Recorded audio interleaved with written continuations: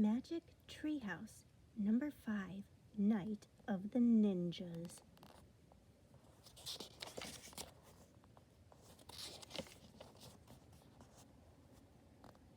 Prologue.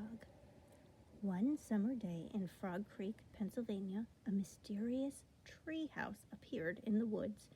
8-year-old Jack and his 7-year-old sister Annie climbed into the treehouse. They found that it was filled with books.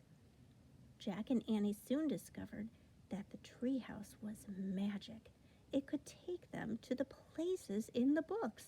All they had to do was to point to a picture and wish to be there.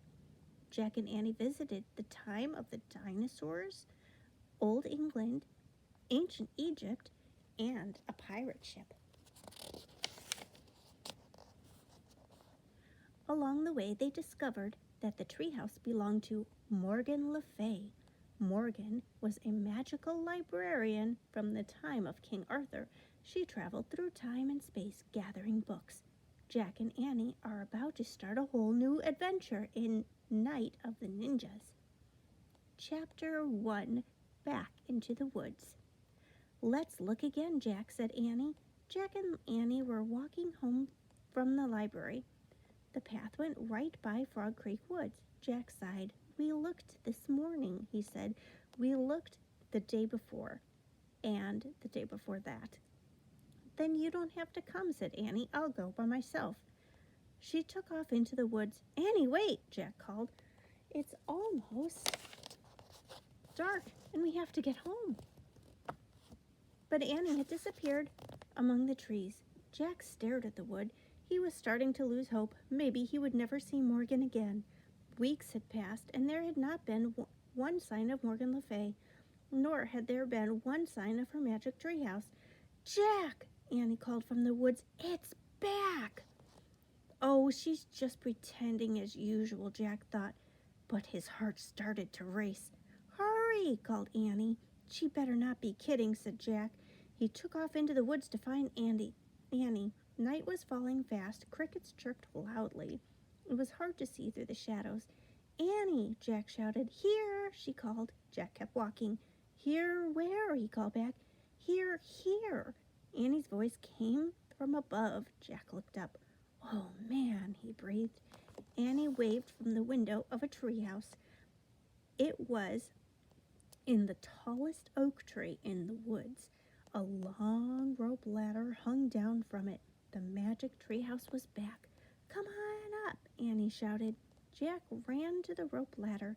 He started climbing. He climbed and climbed and climbed. As he climbed, he looked out over the wood. High above the treetops, it was still light. At last, Jack pulled himself into the treehouse. Annie sat in the shadows. Books were scattered everywhere. On the floor, the letter M glowed in the dim light. The M stood for Morgan Le Fay, but there was no sign of Morgan herself. "I wonder where Morgan is," said Jack. "Maybe she went to the library to get some more books," said Annie. "We were just at the library. We would have seen her," said Jack. "Besides, the library's closed now." Squeak! A little mouse ran out from behind a stack of books. It ran to the M shining on the floor. "Yikes!" said Annie. The mouse sat on the middle of the M. It looked up at Jack and Annie. "Oh, it's so cute," said Annie. Jack had to admit the mouse was cute. It had brown and white fur and big dark eyes. Annie slowly reached out her hand. The mouse didn't move. Annie patted its tiny head. "Hi, Peanut," she said. "Can I call you Peanut?" "Oh, brother," said Jack. "Do you know where Morgan is?" Annie asked the mouse. Squeak! "You're nuts, Annie," said Jack. "Just because the mouse is in the tree house doesn't mean it's magic. It's a plain old mouse that crawled in, that's all." Jack looked around again. He saw a piece of paper on the floor. "What's that?" he said. "What's what?" asked Annie. Jack went over and picked up the paper. There was writing on it. "Oh, man," whispered Jack after he read the words. "What is it?" said Annie. "A note," said Jack. "It must be from Morgan. I think she's in big trouble."